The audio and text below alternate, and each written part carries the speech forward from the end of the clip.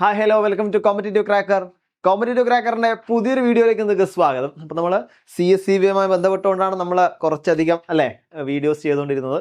നമ്മൾ super over തുടങ്ങിയ കാര്യങ്ങളൊക്കെ നമ്മൾ ചെയ്തു. അതൊക്കെ നല്ല രീതിയിലുള്ള പ്രതികരണമാണ് നിങ്ങളിൽ നിന്ന് ലഭിച്ചത്. അപ്പോൾ അതിന് 1000 നന്ദികൾ നിങ്ങളോട് പറയുകയാണ്. അപ്പോൾ കാരണം നിങ്ങളെ സഹായിക്കാൻ വേണ്ടിയിട്ടാണ് ഇത്തരത്തിൽ ഒരുപാട് കാര്യങ്ങൾ ചെയ്യുന്നത്. അപ്പോൾ നിങ്ങളത് ഏറ്റെടുക്കുന്നത് കാണുമ്പോൾ അതായത് നമ്മൾ ചെയ്യുന്നൊരു എഫേർട്ടിന് നല്ലൊരു ഫലം കാണുമ്പോൾ നമുക്ക് വളരെ സന്തോഷമാണ്. അപ്പോൾ കൂടെ നിങ്ങൾ ഇനിയും എപ്പോഴും ഉണ്ടാവുന്ന പ്രതീക്ഷയോടെയാണ് നിങ്ങൾ മുന്നോട്ട് പോകുന്നത്. ഓക്കെ, അപ്പോൾ നമ്മൾ CSCBയുടെ അക്കൗണ്ടൻസിയുടെ ടോപ്പിക്കുകളെ പറ്റി നമ്മളൊന്ന് ചർച്ച ചെയ്തിട്ടുണ്ടായിരുന്നു ഒരു ദിവസം. അപ്പോൾ അതിൻ്റെ താഴെ തന്നെ വന്നിട്ടുണ്ടായിരുന്നു ഇതേപോലെ ബാങ്കിങ്ങിനെ പറ്റി പറയാമോ എന്നുള്ളത്. അപ്പോൾ ബാങ്കിങ്ങിൻ്റെ കുറച്ച് ബാങ്കിങ്ങിൻ്റെ ഏരിയാസ് എന്ന് പറയുമ്പോൾ അതിന് മെയിനായിട്ട് വരുന്ന പോയിന്റ്സ് ആണ് പറയുന്നത്. അതിനടിയിലേക്ക് ഒരുപാട് കാര്യങ്ങളുണ്ട്. നമുക്ക് പ്രധാനമായും ബാങ്കിങ്ങിൻ്റെ ഏരിയാസിൽ ഏതൊക്കെയാണ് വരുന്നത് എന്ന കാര്യം നമുക്കൊന്ന് ആലോചിച്ച് നോക്കാം. ഓക്കെ, അപ്പോൾ അതുകൊണ്ട് തന്നെ വീഡിയോ മൊത്തം കാണുക, സ്കിപ്പ് ചെയ്ത് പോകരുത്. ഓക്കെ, നോക്കാം. ബാങ്കിങ് ആണ് പ്രധാനമായിട്ടും പറയാനുള്ളത്. നമുക്കറിയാം CSCBയുടെ എക്സാമുമായിട്ട് ബന്ധപ്പെട്ട് അവിടെ എത്ര മാർക്കാണ്? 20 മാർക്കാണ് അല്ലേ? 20 മാർക്കാണ് ബാങ്കിങ്ങിനുള്ളത്. അതുകൊണ്ട് തന്നെ ചെറിയ മാർക്കല്ല. ബാങ്കിങ്ങിനെ സംബന്ധിച്ചിടത്തോളം ഒരു ചെറിയ മാർക്കല്ല, നമുക്ക് വലിയ മാർക്ക് തന്നെയാണ് 20 മാർക്ക്. അതായത് 100ൽ 20 മാർക്ക് എന്ന് പറയുമ്പോൾ തന്നെ വലിയൊരു മാർക്കാണ് നമുക്ക് എന്ത് ചെയ്യാം ബാങ്കിങ് എന്ന സബ്ജക്റ്റ് നമുക്ക് കൊടുക്കാറുള്ളത്. കൂടാതെ നിങ്ങൾ എക്സാം എഴുതുന്നതും എന്തുമായിട്ട് ബന്ധപ്പെട്ടാണ്? ബാങ്കിങ്ങുമായിട്ട് ബന്ധപ്പെട്ടാണ് അല്ലേ? അതായത് ഇത്തരത്തിൽ സഹകരണ മേഖലയിലെ ബാങ്കുമായി ബന്ധപ്പെട്ടുകൊണ്ടാണ് നിങ്ങൾ എക്സാമും എഴുതുന്നത്. അതുകൊണ്ട് തന്നെ നിങ്ങൾക്ക് തീരെ ഒഴിച്ചുകൂടാൻ പറ്റാത്തൊരു സബ്ജക്റ്റ് കൂടിയാണ് ഈ ബാങ്കിങ് എന്നത്. നമുക്ക് ഈ ബാങ്കിങ്ങുമായിട്ട് ബന്ധപ്പെട്ടുകൊണ്ട് ഏതൊക്കെ ഏരിയയാണ് നമുക്ക് എന്ത് ചെയ്യാനുള്ളത്, കൂടുതൽ സ്ട്രെസ് കൊടുത്ത് പഠിക്കാനുള്ളത് നമുക്ക് നോക്കാം. ഓക്കെ, ഇവിടെ നമുക്ക് ആദ്യമായിട്ട് നോക്കാനുള്ളത് കൊമേഴ്ഷ്യൽ ബാങ്കാണ്. കൊമേഴ്ഷ്യൽ ബാങ്ക് എന്ന് പറയുമ്പോൾ കേവലം ഇന്ത്യയിൽ മാത്രമല്ല, ലോകത്തിലെ തന്നെ ചില കൊമേഴ്ഷ്യൽ ബാങ്കുകളുണ്ട്, പ്രധാനമായിട്ടും കുറച്ചെണ്ണം. കൂടാതെ കൊമേഴ്ഷ്യൽ ബാങ്ക് എന്ന വാക്ക് വന്നത് അതേപോലെ അതിൻ്റെ പ്രധാനപ്പെട്ട ഫങ്ഷൻസ് നമുക്ക് പഠിക്കാനുള്ളൊരു ഏരിയയാണ്. പിന്നെ അടുത്തത് സെൻട്രൽ ബാങ്ക്, അതേപോലെ RBI, ഫിനാൻഷ്യൽ ഇൻക്ലൂഷൻ. ഇവിടെ നമുക്ക് പറയാൻ പറ്റുക സെൻട്രൽ ബാങ്ക് എന്ന് പറയുന്നത് ഒരു കാര്യമാണ്, അതായത് ഒരു ടോപ്പിക്കാണ് സെൻട്രൽ ബാങ്ക് എന്ന് വെച്ചാൽ. ഓക്കെ, സെൻട്രൽ ബാങ്ക് പലതരത്തിലും, അതായത് പല രാജ്യത്തും സെൻട്രൽ ബാങ്ക് എന്ന് പറയുന്നത് ചിലപ്പോൾ വല്ല അതോറിറ്റികളായിരിക്കാം, അല്ലെങ്കിൽ സെൻട്രൽ ബാങ്ക് വേണ്ടി ഒരു ബാങ്ക് തന്നെ വെച്ചിട്ടുണ്ടാവും, അങ്ങനെയൊക്കെ ഉണ്ടാവും. അതൊക്കെ ഓരോ രാജ്യവുമായി ബന്ധപ്പെട്ടുകൊണ്ട് ഡിഫറൻസ് ആയിരിക്കും. ഈ സെൻട്രൽ ബാങ്കിനെ പറ്റി നമ്മൾ പഠിക്കുന്ന സമയത്ത് നമ്മൾ ഇന്ത്യയിലെ സെൻട്രൽ ബാങ്ക് എന്ന് പറയുമ്പോൾ ഏതാണത് വരിക? RBI ആണ് വരിക അല്ലേ? സെൻട്രൽ ബാങ്ക് എന്ന് പറയുമ്പോൾ RBI ആണ് അത് വരിക, റിസർവ് ബാങ്ക് ഓഫ് ഇന്ത്യ ആണ് വരിക. സോ റിസർവ് ബാങ്ക് ഓഫ് ഇന്ത്യയുടെ RBIയുടെ പ്രധാനപ്പെട്ട കാര്യങ്ങൾ നമ്മൾ പഠിക്കണം. എന്തൊക്കെയാണ്? അത് എപ്പോഴാണ് നിലവിൽ വന്ന കാര്യം, ഒന്നാമത് അതിൻ്റെ വർഷം, അതുമായിട്ട് ബന്ധപ്പെട്ട കമ്മിറ്റി റെക്കമെൻഡേഷൻ, അതിൻ്റെ ആദ്യത്തെ അതായത് RBIയുടെ ആദ്യത്തെ ഗവർണർ, കൂടാതെ RBIയുമായി ബന്ധപ്പെട്ടുകൊണ്ടുണ്ടായ പുതിയ നിയമങ്ങൾ, അതിൻ്റെ നാഷണലൈസേഷനൊക്കെ നമ്മൾ പറഞ്ഞതാണ്. പിന്നീട് ഇപ്പോഴത്തെ കറന്റ് ആയിട്ടുള്ള RBIയുടെ ഗവർണർ, പിന്നെ RBIയുടെ പ്രധാനപ്പെട്ട ചുമതലകൾ, ഈ കാര്യങ്ങളൊക്കെ നമ്മൾ എന്ത് ചെയ്യണം? RBI ആയി ബന്ധപ്പെട്ടുകൊണ്ട് നമ്മൾ ആദ്യം തന്നെ പഠിക്കണം. പിന്നെ RBIയുടെ മറ്റൊരു വലിയൊരു പ്രോഗ്രാമാണ് ഫിനാൻഷ്യൽ ഇൻക്ലൂഷൻ. എന്താണ് ഫിനാൻഷ്യൽ ഇൻക്ലൂഷൻ എന്ന കാര്യം നമ്മൾ മനസ്സിലാക്കി വെക്കണം. കൂടാതെ ഫിനാൻഷ്യൽ ഇൻക്ലൂഷനെ സഹായിക്കുന്നത് RBI എങ്ങനെയാണ്? RBI മാത്രമല്ല, മറ്റ് അതോറിറ്റി അല്ലെങ്കിൽ മറ്റ് ചില ഘടകങ്ങളും കൂടി അതിനെന്ത് സഹായിക്കുന്നുണ്ട്, അല്ലെങ്കിൽ മറ്റ് ചില അതോറിറ്റികളും കൂടി അതിനെ സഹായിക്കുന്നുണ്ട്. അവ ഏതൊക്കെയാണ്? അവിടെ പ്രധാനപ്പെട്ട ഏതൊക്കെ പദ്ധതികളാണ് ഇത്തരത്തിൽ ഫിനാൻഷ്യൽ ഇൻക്ലൂഷനെ സഹായിക്കുന്നത്? ഈ കാര്യം കൂടെ നമ്മൾ എന്ത് ചെയ്യണം? പ്രധാനമായിട്ടും മനസ്സിലാക്കി വെക്കണം. ഇപ്പോൾ സെൻട്രൽ ബാങ്ക് എന്ന് പറയുമ്പോൾ നമ്മൾ 3 വരിയിൽ അല്ലെങ്കിൽ 3 പോയിന്റായിട്ട് എഴുതിയെന്ന് വെച്ചിട്ട് അതിൽ പഠിക്കാൻ ഒരുപാടുണ്ട്. അപ്പോൾ അതൊക്കെ ക്ലിയർ ആയിട്ട് പഠിക്കണം. അടുത്തതാണ് SBI, public and private sector bank. ഇവിടെ ബാങ്കിനെ പറ്റി നമ്മൾ പഠിക്കുക, ബാങ്കിൻ്റെ ഇൻട്രൊഡക്ഷൻ അല്ലേ? ബാങ്കിൻ്റെ ഒരു ഇൻട്രൊഡക്ഷൻ നമ്മൾ പഠിക്കണം. ഈ ബാങ്ക് എന്നുള്ള വാക്ക് എവിടെ നിന്നാണ് വന്നത്, എന്താണ് അതിൻ്റെ മീൻ ചെയ്യുന്നത് തുടങ്ങിയ കാര്യങ്ങൾ. പിന്നെ അവിടെ പ്രധാനമായിട്ടാണ് സ്റ്റേറ്റ് ബാങ്ക് ഓഫ് ഇന്ത്യ, SBIനെ പറ്റി. SBIൻ്റെ നമ്മൾ ഈ ചാനൽ തന്നെ ഇട്ടിട്ടുണ്ട്, SBIൻ്റെ നാൾവഴികൾ എന്ന് പറഞ്ഞത്. അതായത് SBI രൂപീകൃതമായ വർഷം മുതൽ ഓരോ വർഷവും SBIക്ക് ഉണ്ടാകുന്ന മാറ്റങ്ങൾ ഇപ്പോൾ വരെ എന്തായി എന്ന കാര്യം നമ്മൾ ഈ ചാനലിൽ ഇട്ടതാണ്, നിങ്ങൾക്ക് കണ്ടാൽ മനസ്സിലാവും. അപ്പോൾ SBIയുടെ നാൾവഴികൾ നമ്മൾ പഠിക്കുക. പിന്നെ കൂടാതെ ബാങ്കിനെ പറ്റി പറയുമ്പോൾ പ്രധാനപ്പെട്ടെന്ന് പറയുമ്പോൾ ഒരുപാട് ബാങ്കിങ് ഉണ്ട്, സെക്ടേഴ്സ് നമുക്ക് പറയാം. എന്നാലും പ്രധാനമായിട്ടും പബ്ലിക് അതേപോലെ പ്രൈവറ്റ്, ഇത്തരത്തിൽ പബ്ലിക് ആൻഡ് പ്രൈവറ്റ് സെക്ടർ ബാങ്കിനെ പറ്റി നമ്മൾ നോക്കേണ്ടതാണ്. പിന്നീടാണ് ലിബറലൈസേഷൻ പീരീഡ്. എന്താണ് ലിബറലൈസേഷൻ നമ്മൾ മനസ്സിലാക്കണം. ലിബറലൈസേഷൻ്റെ ഭാഗമായിട്ട് വന്ന ഒരു പ്രധാനപ്പെട്ട പോളിസിയാണ് NEP അഥവാ ന്യൂ എക്കണോമിക് പോളിസി. NEP എന്താണ്? അതേപോലെ ലിബറലൈസേഷനെ പറ്റി പറയുമ്പോൾ നമ്മൾ ആ ഒരു കാലയളവ് നമ്മൾ എടുക്കുകയാണ്. ഈ കാലയളവ് എടുത്തുകൊണ്ട് ആ ലിബറലൈസേഷന് മുന്നേയും ലിബറലൈസേഷന് ശേഷവും എന്താണ് സംഭവിച്ചത്, നമ്മൾ എക്കണോമിയിൽ സംഭവിച്ച മാറ്റങ്ങൾ എന്തൊക്കെയാണ്, ഈ കാര്യം കൂടെ നമ്മൾ എന്ത് ചെയ്യണം, നന്നായിട്ട് പഠിക്കണം. ഒരുപാട് കമ്മിറ്റി റെക്കമെൻഡേഷൻ ഉണ്ട്. എന്താണ് കമ്മിറ്റി റെക്കമെൻഡേഷൻ കൂടെ മാത്രമല്ല ഒരുപാട് പുതിയ സ്കീമുകൾ വന്നിട്ടുണ്ട്. അപ്പോൾ ഈ കാര്യങ്ങളൊക്കെ ലിബറലൈസേഷനുമായി ബന്ധപ്പെട്ടാണ്. അപ്പോൾ ലിബറലൈസേഷന് മുന്നേ എന്തൊക്കെയായിരുന്നു, ലിബറലൈസേഷന് ശേഷം എന്തൊക്കെയായിരുന്നു, ഈ കാര്യം നമ്മൾ മനസ്സിലാക്കി വെക്കാം. പിന്നീടാണ് കൊമേഴ്ഷ്യൽ ബാങ്ക് നമ്മൾ പറഞ്ഞു. പിന്നെ ഇന്ത്യൻ കൊമേഴ്ഷ്യൽ ബാങ്കിനെ പറ്റി നല്ല വൃത്തിക്ക് കൃത്യമായിട്ട് പഠിക്കുക. പിന്നീട് ബാങ്ക് ലെജിസ്ട്രേഷൻ, അവിടെയാണ് നമുക്ക് പ്രധാനപ്പെട്ട ഒരു ആക്ട് വരുന്നു. ആ ആക്ടിന്റെ പേര് നിങ്ങൾക്ക് ഇപ്പൊ തന്നെ അറിയാം, BR ആക്ട് അല്ലെ, ബാങ്കിങ് റെഗുലേഷൻ ആക്ട്.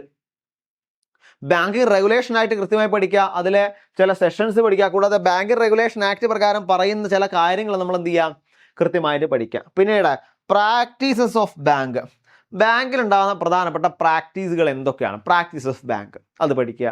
കൂടാതെ NI act, negotiable instrument act അല്ലെ, ഏതാണ് നെഗോഷ്യബിൾ ഇൻസ്ട്രുമെന്റ് ആക്ട്, പ്രധാനമായും നമുക്ക് നോക്കാനുള്ളതാണ് നെഗോഷ്യബിൾ ഇൻസ്ട്രുമെന്റ്. ആദ്യം എന്താണ് നെഗോഷ്യബിൾ ഇൻസ്ട്രുമെന്റ് നോക്കണം, ആ ആക്ടിൽ ഏതൊക്കെ ഇൻസ്ട്രുമെന്റിനെ പറ്റിയാണ് പ്രധാനമായിട്ടും പറയുന്ന കാര്യം, അതും കൂടി നമുക്ക് നോക്കണം. ഇതൊക്കെയാണ് നമുക്ക് ആദ്യത്തെ ഒരു സെഷൻ എന്ന രീതിയിൽ പ്രധാനമായിട്ടും നമുക്ക് പറയാനുള്ളത്. ഇനി അടുത്ത പോകുന്ന സമയത്ത് agriculture and micro finance bank. നമ്മൾ നേരത്തെ ബാങ്കിനെ പറ്റി പറഞ്ഞപ്പോൾ 2 തരത്തിലുള്ള ബാങ്കുകൾ പറഞ്ഞു എന്ന് പറഞ്ഞു. ഏതാണ്? ഒന്ന് പ്രൈവറ്റും പിന്നെ പബ്ലിക്കും അല്ലെ. അപ്പൊ അതല്ലാതെ മറ്റ് ചില, അതായത് ചിലപ്പം ചില ബാങ്കുകളൊക്കെ അല്ലെങ്കിൽ ചില സ്ഥാപനങ്ങളൊക്കെ പാർലമെന്റിന്റെ ചില പ്രധാനപ്പെട്ട ആക്ട് പ്രകാരമൊക്കെ വന്നിട്ടുണ്ടാകുന്ന സ്ഥാപനങ്ങൾ നമ്മളെ ഇന്ത്യയിൽ ഒരുപാടുണ്ട്.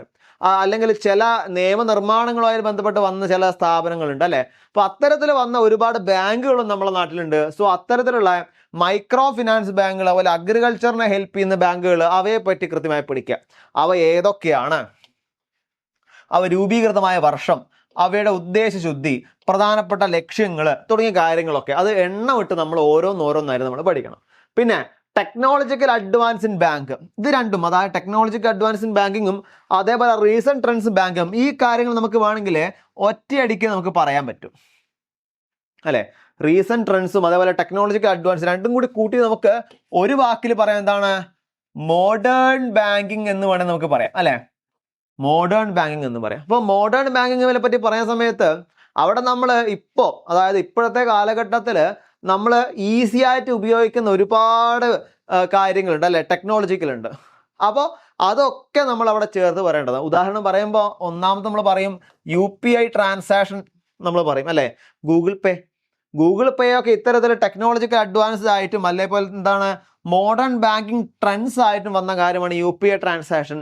അതേപോലെ ഡെബിറ്റ് കാർഡ്, ക്രെഡിറ്റ് കാർഡുകൾ തുടങ്ങിയ കാര്യങ്ങളൊക്കെ. അപ്പോൾ അതിനെപ്പറ്റി നമ്മൾ എന്ത് ചെയ്യണം, കൃത്യമായിട്ട് പഠിക്കണം. കൂടാതെ ഇവിടെ ബാങ്കർ എന്താണ്, അതുപോലെ ബാങ്കും കസ്റ്റമറും തമ്മിലുള്ള റിലേഷൻഷിപ്പ് എന്താണ്, പിന്നെ ചെക്ക് എന്താണ്, ചെക്കിന്റെ ക്രോസിംഗ് എന്താണ്, ഈ കാര്യങ്ങളൊക്കെ നമ്മൾ കൃത്യമായി പഠിക്കണം. കാരണം ബാങ്കുമായി ബന്ധപ്പെട്ട് വളരെ ഡീപ്പായിട്ട് നമ്മൾ പഠിക്കണം. കാരണം നമ്മൾ ബാങ്കിലോട്ടാണ് പോകുന്നത് അല്ലെ.